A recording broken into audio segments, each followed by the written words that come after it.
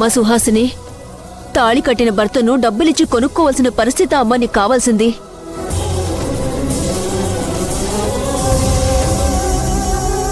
తులసి, ఇక్కడ నువ్వు ఒకటి గమనించు. డబ్బులకు ఆశపడి మెడలో తాళి కట్టిన భర్తను అమ్మేసింది ఆ అలేఖ్య. నాకు డబ్బు కంటే కూడా తాళి కట్టిన భర్తే ఇంపార్టెంట్ అనుకుంటూ భర్తకి, ఈ కుటుంబానికి విలువిచ్చింది సుహాసిని.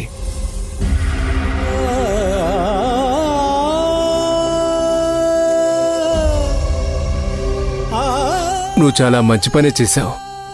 డబ్బు కంటే కూడా భర్తే ముఖ్యమని ఏ ఆడదైతే అనుకుంటుందో వాళ్ళ సంసారంలో మొదట్లో కొన్ని కష్టాలున్నా సరే చివరికి సుఖపడతారమ్మా.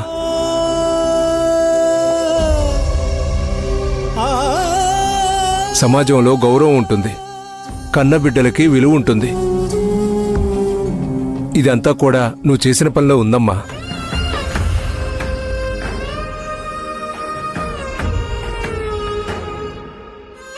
నాకు నీ మీద కోపం లేదమ్మా. నా కోపం అంతా ఆ అలేఖ్య మీదే. ఇంత మంచి భర్తను వదిలేసి 10 కోట్లు ముఖ్యమని వదిలేసి వెళ్ళిపోయింది. కానీ నువ్వు 10 కోట్లు ముఖ్యం కాదు, నాకు భర్తే ముఖ్యం అనుకుని నువ్వు రాఘవాన్ని దక్కించుకున్నావు. ఒరే రాఘవ, నిజమైన భార్య అంటే సుహాసినిరా. నువ్వు అదృష్టవంతుడివిరా. నే చెప్తున్నాను విను. సుహాసినియే ఈ ఇంటి పెద్ద కోడలు.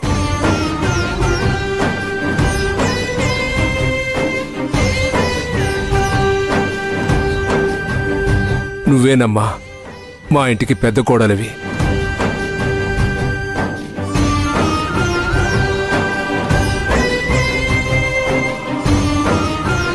తులసి, నేను గొప్పగా చెప్తున్నాను. అలేఖ్య దగ్గర ఉన్నప్పుడు ఎంతైతే బాధపడ్డానో, అలేఖ్య చేసిన పనులకి ఎంతైతే నొచ్చుకున్నానో, ఇవాళ నా కోడలు పోయిన పరువుని దక్కించింది. మళ్ళీ గౌరవంగా మన కుటుంబాన్ని నిలబెట్టింది.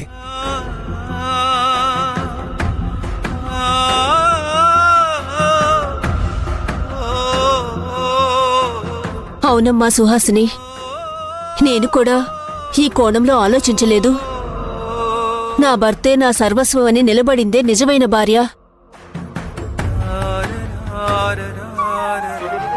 ఒరే రాఘవ, సుహాసిని మన గురించి, మన కుటుంబం అంతా పోలీస్ స్టేషన్లో అడుగు పెట్టకూడదనే ఉద్దేశంతోనే ఆ పనిచేసిందిరా. మనం ఆ అమ్మాయిని ఒక్క మాట అనడానికి కూడా మనకు ఆ అర్హత లేదు. ఇంకో విషయం, ఎంత ఖర్చైనా పర్వాలేదు, సుహాసిని ఆరోగ్యం బాలేదన్నావు కదా. సుహాసిని కోసం ఈ ఇల్లైనా అమ్మి, ఆస్తి మొత్తం అమ్మైనా సరే,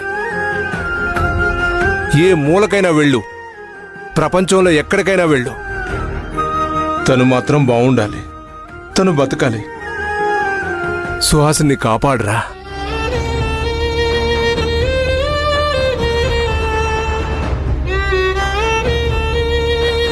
నేను చాలా ప్రయత్నిస్తున్నాను నాన్న. సుహాసిని చాలా గొప్ప మనసున్న అమ్మాయి. నాకు చెప్పకుండా నన్ను వెలకట్టావు అంటూ తనని బాధ పెట్టేలా మాట్లాడాను. సుహాసిని, నన్ను క్షమించు. అయ్యో, ఏంటి రాఘవ మాటలు? ఈరోజు అత్తయ్య మావయ్య నన్ను కోడలుగా అంగీకరించారు. చాలు, నాకు ఈ సంతోషం చాలు. నాకిప్పుడిప్పుడే ప్రాణాలు వదిలిపెట్టినా పర్వాలేదు. సుహాసిని, ఏంటా మాటలు? అమ్మా, పురాణాల్లో భర్త చనిపోతే సతీ సావిత్రి యముడి దగ్గరికే వెళ్ళి తన భర్త ప్రాణాన్ని వెనక్కి తెచ్చుకుంది అంటారు.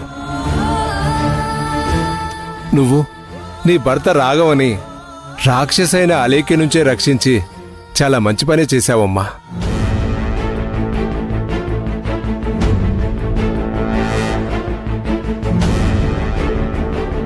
నువ్వు చనిపోయే ప్రసక్తే లేదు. నీ కోసం ప్రపంచంలో ఏ మూలకైనా వెళ్ళి నీకు కావలసిన మందుల్ని రాఘవ తీసుకొస్తాడు. నిన్ను మేమందరం బతికించుకుంటామమ్మా.